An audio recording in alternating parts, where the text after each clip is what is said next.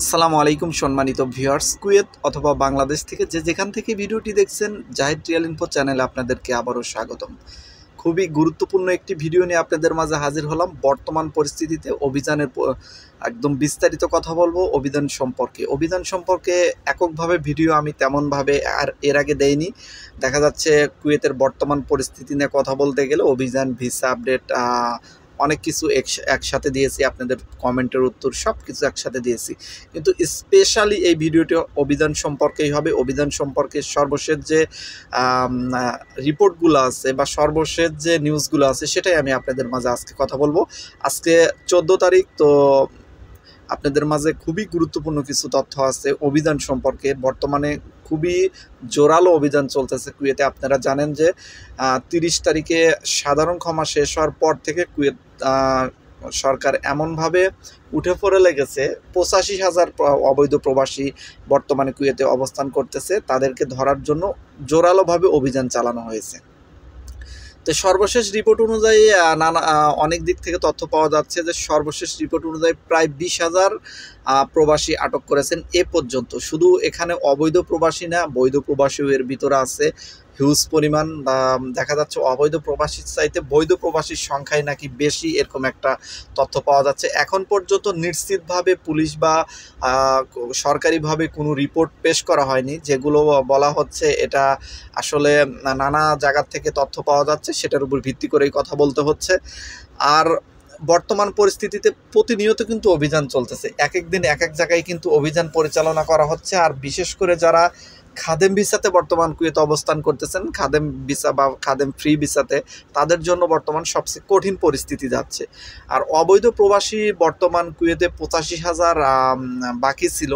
আবার সর্বমোট অবৈধ প্রবাসী ছিলেন 1,20,000-এর মতো কুয়েতের স্বরাষ্ট্র মন্ত্রণালয়ের রিপোর্ট অনুযায়ী। তো এর ভিতরে 35,000 প্রবাসী, কিছু প্রবাসী দেশে চলে গেছেন এবং কিছু প্রবাসী আকামা নবায়ন করেছেন, টোটালি 35,000। তো তাহলে বাকি থাকে হচ্ছে প্রায় 85,000। তো 85,000 অবৈধ প্রবাসী ধরার জন্যই কিন্তু অভিযানগুলো পরিচালনা করা হচ্ছে। দুঃখের বিষয় যে এখানে অবৈধ প্রবাসীর চাইতে বৈধ প্রবাসী বেশি ধরা পড়তেছে, যার কারণে কিন্তু এটা খুবই কঠিন পরিস্থিতি বর্তমান বিরাজ করতেছে। যারা কুয়েতে অবস্থান করতেছেন, অতিরিক্ত সাবধানতা অবলম্বন করার জন্য আপনাদেরকে অনুরোধ করা হচ্ছে।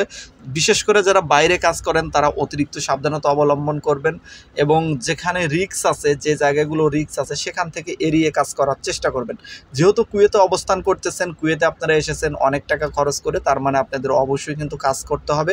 এবং বর্তমান যেহেতু আপনারা অভিযানের সম্মুখীন হচ্ছেন, যার কারণে অবশ্যই একদম নিরাপদ যে কাজগুলো সেগুলোই করবেন এবং রিস্কের কাজগুলো অবশ্যই করবেন না। কারণ যে 7-8 লাখ টাকা দিয়ে কুয়েতে এসে যদি হুট করে একবার ধরা পড়েন ছোট্ট একটি অপরাধের কারণেই কিন্তু আপনাকে ফিঙ্গার নিয়ে দেশে পাঠিয়ে দেওয়া হবে। এখানে খুবই ভয়াবহ একটি রিপোর্ট এসেছে বা রিপোর্ট এটা আগের থেকেই জানা আছে, অনেকেই জানেন বা অনেকেই জানেন না। সেটা হচ্ছে বর্তমানে যারা অভিযানে ধরা পড়তেছে বৈধ অথবা অবৈধ, তাদেরকে কিন্তু ফিঙ্গার নেওয়া হচ্ছে এবং এই ফিঙ্গার নেওয়ার ফলে আপনি কিন্তু কুয়েতে আর জীবনে কোনো দিন আসতে পারবেন না, যে কোনো ভিসাতেই কুয়েতে আসতে পারবেন না। মানে কুয়েত আপনার জন্য টোটালি ব্লক হয়ে গেল।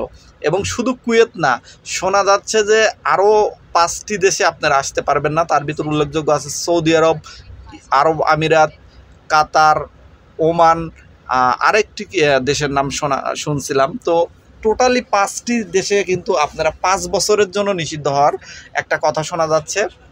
তো এটা কতটুকু কার্যকর হবে এটা এখন পর্যন্ত শিওর বলা যাচ্ছে না, তবে এরকম কিছু শোনা যাচ্ছে কিন্তু।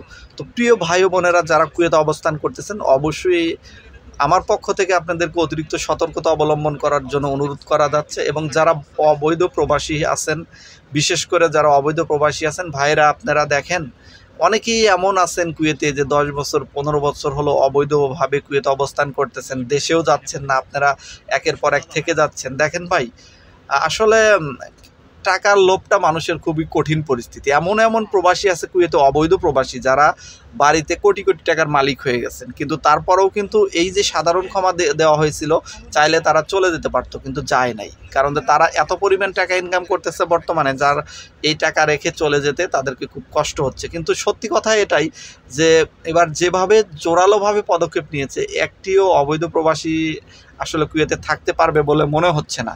তারপরেও আমি আসলে কি বলবো, যখন সাধারণ ক্ষমা ঘোষণা করা হয়েছিল তখন আমার কাছে অনেকেই পরামর্শ চাইছিল যে ভাই আমরা কি চলে যাব নাকি থাকবো। তো আমি তাদেরকে সবাইকে কিন্তু পরামর্শ দিয়েছিলাম যে ভাই আপনারা সাধারণ ক্ষমাতে চলে যান, আবার নতুন করে ভিসা নিয়ে কুয়েতে আসেন, আপনারা কিন্তু আবার নতুন করে কুয়েতে বৈধভাবে আসতে পারবেন। আর অবৈধভাবে যদি আপনারা ধরা পড়েন, সেক্ষেত্রে ফিঙ্গার নিয়ে দেশে পাঠিয়ে দিবে, সেক্ষেত্রে আপনারা কখনোই আসতে পারবেন না, এটা আপনাদের জন্য খুবই খারাপ হবে। তো পরিস্থিতি কিন্তু সেটাই ঘটতেছে প্রতিনিয়ত। মানে অবৈধ প্রবাসীরা ধরা পড়তেছেন, যারা বাইরের সামান্য পরিমাণ অপরাধ করতেছেন তাদেরকেও আটক করা হচ্ছে।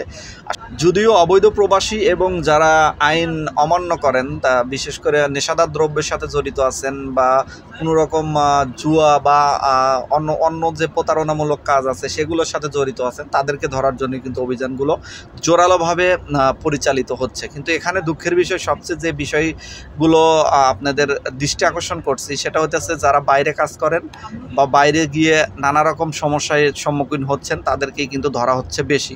এবং সিভিল আইডি কার্ড যাদের এখন অনেকের সমস্যা থাকতে পারে, সিভিল আইডি কার্ড নবায়ন করা লাগবে, অনেকের মেয়াদ শেষ হয়ে গেছে, অনেকের কোম্পানিতে নতুন এসেছেন, আপনাদের সিভিল আইডি কার্ড এখনও হয়নি। তো যাদের সিভিল আইডি কার্ড সমস্যা আছে তারা অবশ্যই বাইরে আপাতত ঘোরাফেরা অযথা করবেন না, বা বাইরে বাজার ঘাট করতে গেলেও সিটিতে যাবেন না, বা যেখানে পুলিশি অভিযান হয় সেখান জায়গাগুলো এড়িয়ে চলুন। এটা অবশ্যই আপনাদের জন্য ভালো হবে, মঙ্গল হবে। আর অভিযান কিন্তু একদম সবসময় থাকবে বিষয়টা কিন্তু এরকম নয়, যে কোনো টাইমে কিন্তু অভিযান বন্ধ হয়ে যেতে পারে, তখন কিন্তু আপনারা আবার আগের মতো চলাচল করতে পারবেন। তবে অবৈধ প্রবাসীদের তাদের যে টার্গেট নিয়েছে, যত তাড়াতাড়ি তারা ধরতে পারবে, যত তাড়াতাড়ি তারা তাদের টার্গেট ফিল আপ করতে পারবে, তত তাড়াতাড়ি কিন্তু অভিযান শেষ হবে। এখন পর্যন্ত শেষ খবর পাওয়া পর্যন্ত অভিযান কত তারিখের ভিতর শেষ হবে বা অভিযান কতদিন চলবে, এরকম কোনো রিপোর্ট এখন পর্যন্ত পাওয়া যায় নাই। তো সম্মানিত ভিউয়ার্স, অভিযান সম্পর্কে আপনাদের মাঝে বিস্তারিত কথা বললাম। এছাড়াও অভিযান সম্পর্কে আপনাদের মাঝে যদি আরও কোনো প্রশ্ন থেকে থাকে, অবশ্যই কমেন্ট সেকশনে কমেন্ট করুন। আজকের মতো এখানেই বিদায় নিচ্ছি। সবাই ভালো থাকবেন। আল্লাহ হাফেজ।